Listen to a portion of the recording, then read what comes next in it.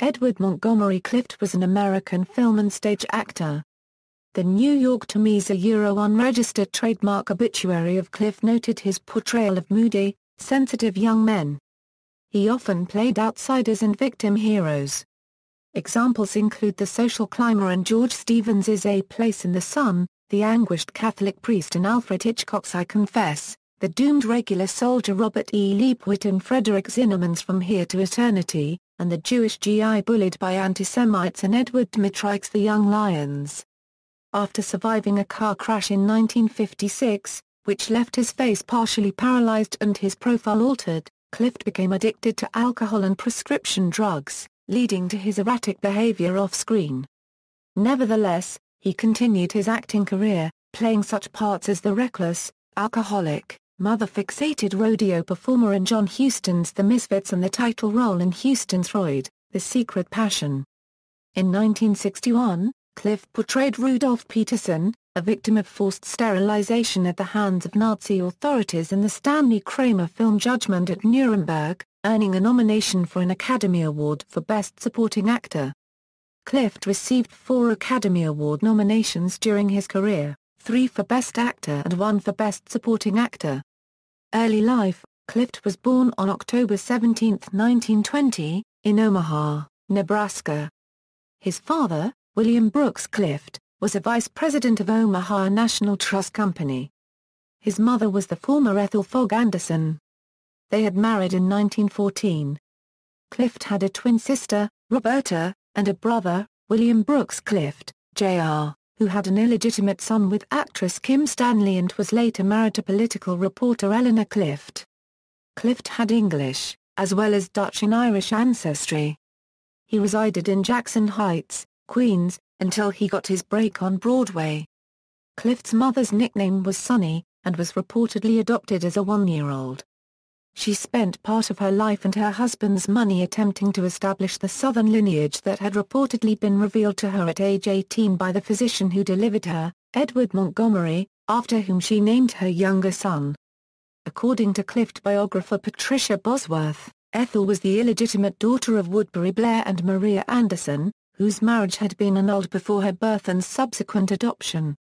This would make her a granddaughter of Montgomery Blair, Postmaster General under President Abraham Lincoln, and a great-granddaughter of Francis Preston Blair, a journalist and advisor to President Andrew Jackson, and Levi Woodbury, an Associate Justice of the Supreme Court. However, the relationship between Blair and Anderson has not been proven and, in the absence of documentation, any connection to the Clifts remains in doubt. As part of Sunny Clift's lifelong preparation for acceptance by her reported biological family, a goal which she never fully achieved, she raised Clift and his siblings as if they were aristocrats. Homeschooled by their mother as well as private tutors in the United States and Europe, in spite of their father's fluctuating finances, they did not attend a regular school until they were in their teens. The adjustment was difficult, particularly for Montgomery. His academic performance lagged behind that of his sister and brother. Clift was educated in French, German, and Italian. During World War II, he was rejected for military service due to allergies and colitis.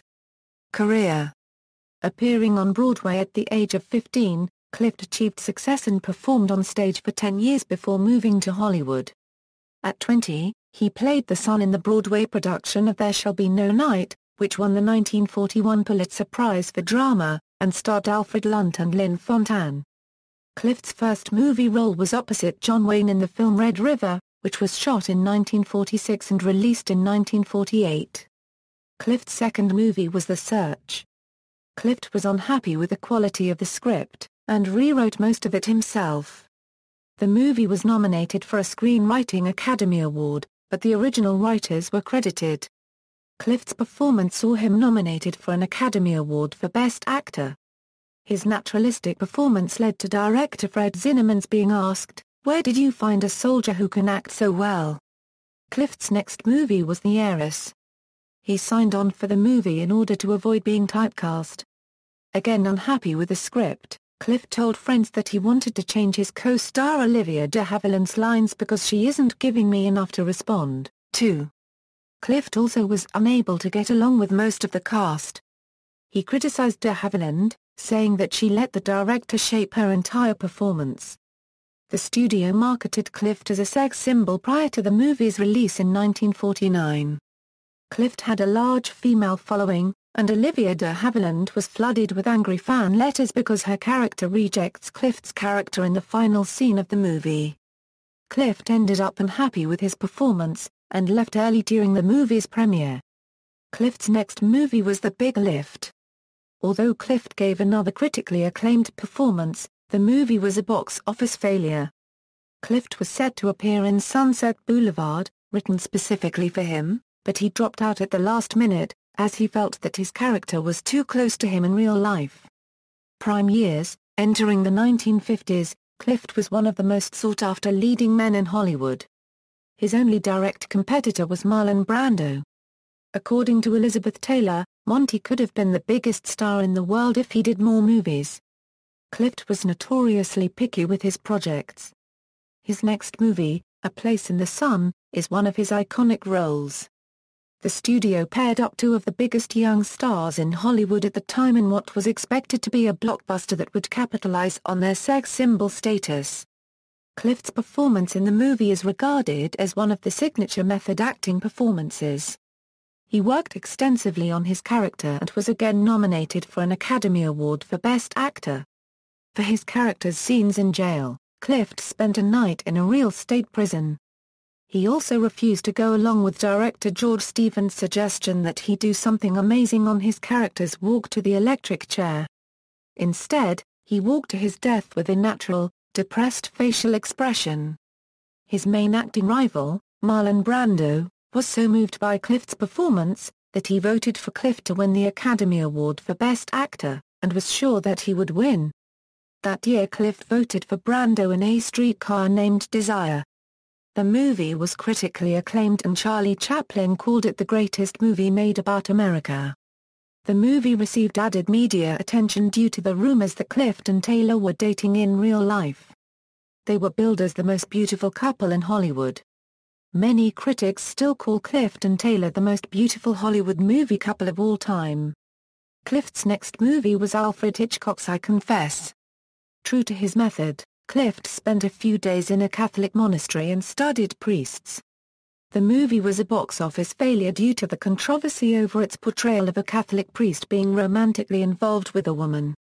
In the 1953 film From Here to Eternity, Clift worked exceptionally hard on the character of Robert E. Prewitt. For example, in one of his scenes he changed the word blind to see, because he did not feel the former. He also decided that his character would reveal his feelings only while playing the bugle. For this, he learned to play the bugle even though he knew that he would be dubbed by a professional bugler.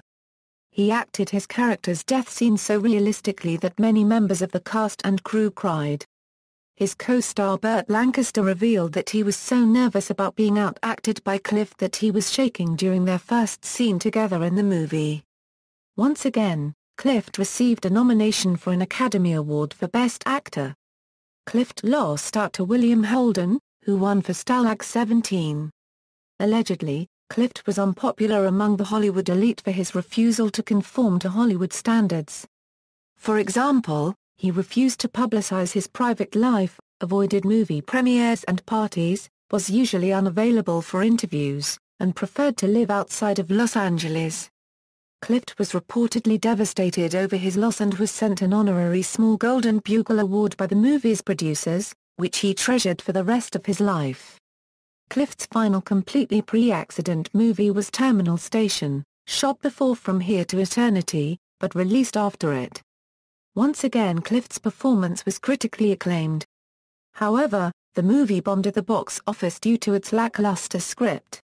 Clift and Brando, who was also born in Omaha, had reputations as Hollywood rivals because of their rapid rise to stardom and their somewhat similar styles of method acting.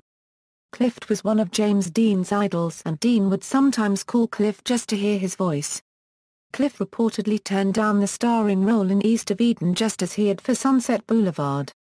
Car accident. On the evening of May 12, 1956, while filming Raintree County, Clift was involved in a serious auto accident when he smashed his car into a telephone pole after leaving a dinner party at the Beverly Hills home of his Raintree County co-star and close friend Elizabeth Taylor and her second husband, Michael Wilding. Alerted by friend Kevin McCarthy, who witnessed the accident, Taylor raced to Clift's side, manually pulling a tooth out of his tongue as he had begun to choke on it.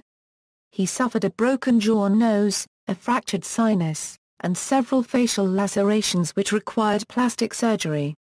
In a filmed interview, he later described how his nose could be snapped back into place.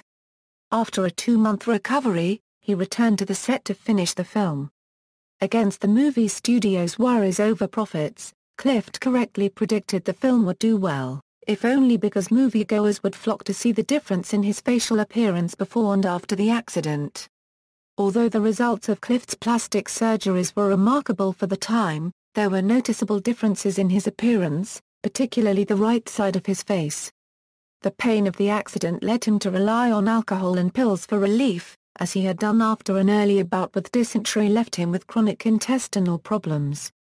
As a result, Clift's health and looks deteriorated considerably from then until his death. Post-accident career.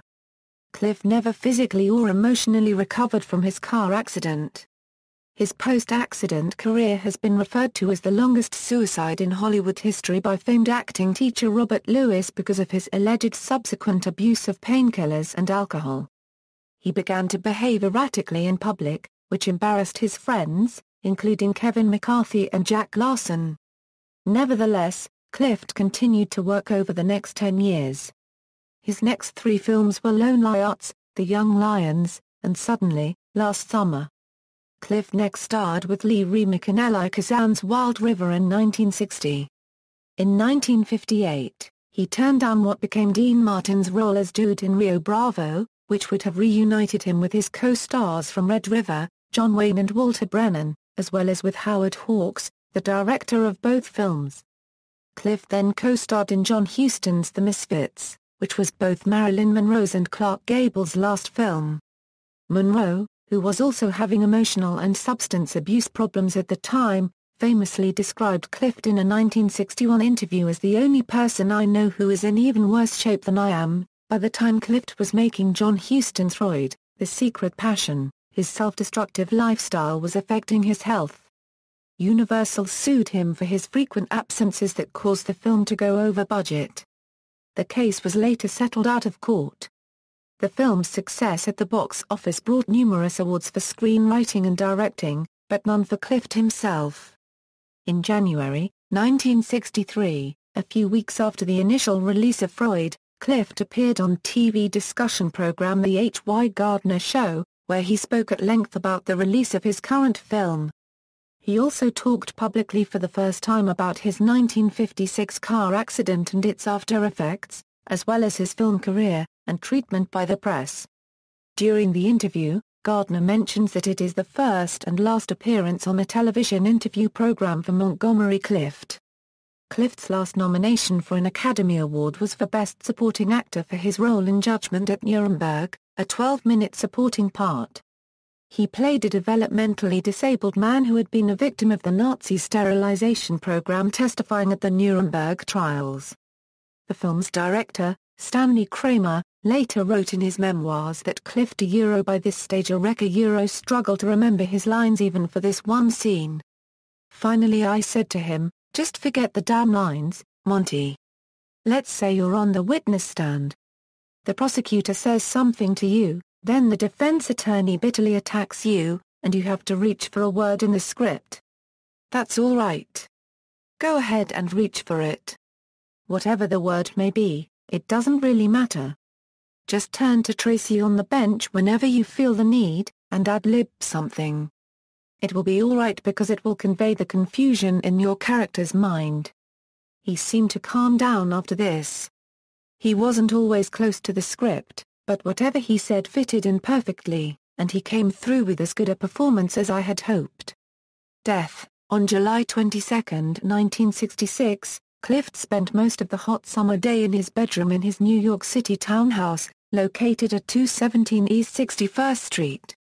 He and his live-in personal secretary, Lorenzo James, had not spoken much all day. Shortly before 1 a.m., James went up to say goodnight to Clift, who was still awake and sitting up in his bed. James asked Clift if he needed anything and Clift politely refused and then told James that he would stay up for a while either to read a book or watch some television. James then noted that The Misfits was on television that night airing as a late-night movie, and he asked Clift if he wanted to watch it with him. "Absolutely not," was the firm reply. This was the last time Montgomery Clift spoke to anyone. James went to his own bedroom to sleep without saying another word to Clift. At 6:30 a.m. the next day, James woke up and went to wake Clift, but found the bedroom door closed and locked. James became more concerned when Clift did not respond to his knocking on the door. Unable to break the door down, James ran down to the back garden and climbed up a ladder to enter through the second-floor bedroom window. Inside, he found Clift dead. He was undressed, lying on his back in bed, with eyeglasses on and both fists clenched by his side. James then used the bedroom telephone to call the police and an ambulance. Clift's body was taken to the city morgue less than 2 miles away at 520 First Avenue and autopsied. The autopsy report cited the cause of death as a heart attack brought on by occlusive coronary artery disease. No evidence was found that suggested foul play or suicide. It is commonly believed that drug addiction was responsible for Clift's many health problems and his death. In addition to lingering effects of dysentery and chronic colitis, an underactive thyroid was later revealed. The condition lowers blood pressure. It may have caused Clift to appear drunk or drugged when he was sober. Following a 15-minute ceremony at St. James Church attended by 150 guests, including Lauren Bacall, Frank Sinatra and Nancy Walker, Clift was buried in the Friends, Quaker Cemetery, Prospect Park, Brooklyn, New York City. Elizabeth Taylor, who was in Rome, sent flowers, as did Roddy McDowell, Minna Loy and Lou Wasserman. Relationships: Patricia Bosworth, who had access to Clift's family and many people who knew and worked with him, wrote in her book, Monty carried on affairs with men and women. After his car accident his addiction included painkillers and became serious. His deepest commitments were emotional and reserved for old friends. He was unflinchingly loyal to women like Elizabeth Taylor, Libby Holman, Nancy Walker and Anne Lincoln. Elizabeth Taylor was a significant figure in his life. He met her when she was supposed to be his date at the premiere for The Heiress. They appeared together in A Place in the Sun, where, in their romantic scenes, they received considerable acclaim for their naturalness and their appearance. Clift and Taylor appeared together again in Raintree County and Suddenly, last summer. Because Clift was considered unemployable in the mid-1960s, Taylor put her salary for the film on the line as insurance, in order to have Clift cast as her co-star in Reflections in a Golden Eye. Clift died before the movie was set to shoot. Clift and Taylor remained good friends until his death. Clift also had a relationship with legendary choreographer Jerome Robbins. Awards and honors. Clift has been honored with a star on the Hollywood Walk of Fame at 6104 Hollywood Boulevard and received 4 nominations for Academy Awards: 1948 Best Actor in a Leading Role The Search, 1951, Best Actor in a Leading Role A Place in the Sun, 1953, Best Actor in a Leading Role From Here to Eternity, 1961, Best Actor in a Supporting Role Judgment at Nuremberg, the song The Right Profile by English punk band The Clash, from their album London Calling is about the latter life of Montgomery Clift, which alludes to his car crash and drug abuse, as well as the movies A Place in the Sun, Red River, From Here to Eternity and The Misfits. Filmography, stage appearances, As Husbands Go, Fly Away Home, Jubilee, Irrobedient Husband, Eye on the Sparrow, The Wind and the Rain, Dmytryk, The Mother, There Shall Be No Night, Out of the Frying Pan, Mexican Mural, The Skin of Our Teeth, Our Town, The Searching Wind, Foxhole in the Parlor, You Touched Me, The Seagull. Notes. References: Bosworth, Patricia. Montgomery Clift, A Biography. Hal Leonard Corporation, 2007. NB also published in Mass Market PBK ed. Originally published by Harcourt, 1978.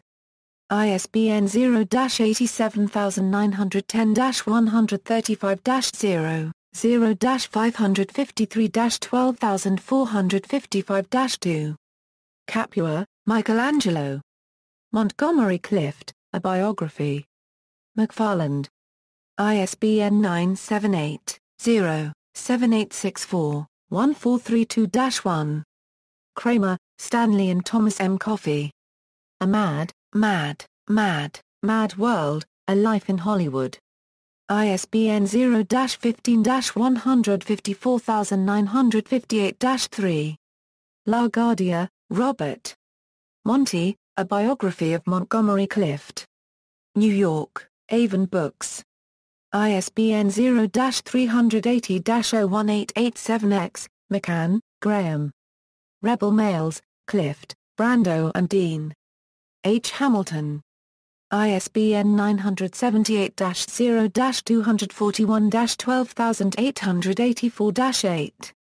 The Clash, Punk Rock London Calling, album, track The Right Profile, Lawrence, Amy. The Passion of Montgomery Clift, Berkeley and Los Angeles, University of California Press, Ghirelli, Elisa Betta. Montgomery Clift Quistar, Wayne University Press, ISBN 9780814339244. External links: Montgomery Clift at the Internet Movie Database, Montgomery Clift at the Internet Broadway Database, Montgomery Clift at the TCM Movie Database, Montgomery Clift Papers, 1933-1966, Billy Rose Theatre Division, New York Public Library for the Performing Arts, Montgomery Clift Papers, editions.